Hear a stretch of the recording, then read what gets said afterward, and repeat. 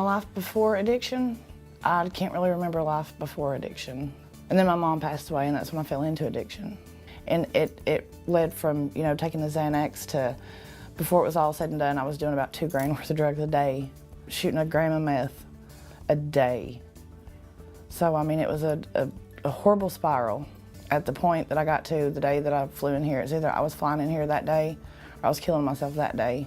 Sovereign saved my life. There's a lot that I would do to fix that, but I just don't think there's any fixing it. But yeah, I have a lot of regrets, a lot. Trying to make it better though.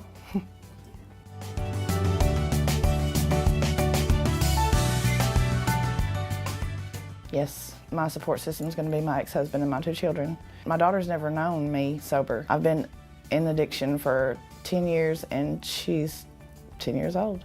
So yeah, I've got a great support system. Everyone's just, you know, waiting for the day that I get to come home so we can start our new lives together.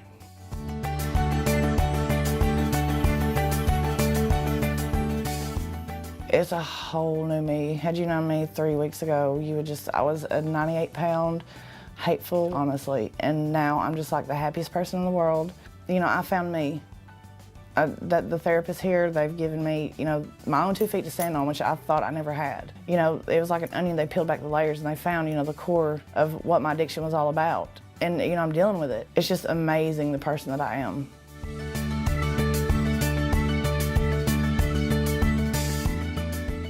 I don't really think you'd call it a rehab. I stayed for 12 days. I was forced into drug court. They never really found out what the core of the problem was, you know, what it went back to. What initially happened to make me be an addict. Sovereign, they're therapists. They just, like I said, peeled back the onion layers and there I was. That's exactly why it was, and they found it.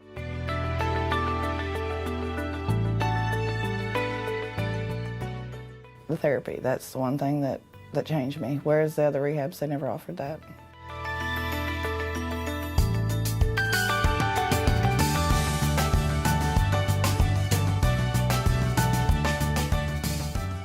The day that I tried killing myself 2 weeks before, I was actually getting my plane ticket to come out here. And actually a high school friend told me about Jay, and Jay told me about Sovereign, and I found out what it was about, and I thought, that's where I want to be. That's where I need to be. Paul, one of the house managers, he showed me that God didn't turn a deaf ear to me.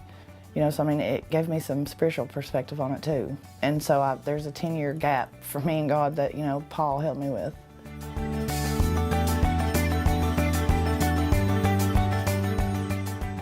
Yes, they are behind me 110%. They're all about just making me better, helping me make me better for me. So anything that I need, they're right there behind me, no matter what I do. They love me enough to.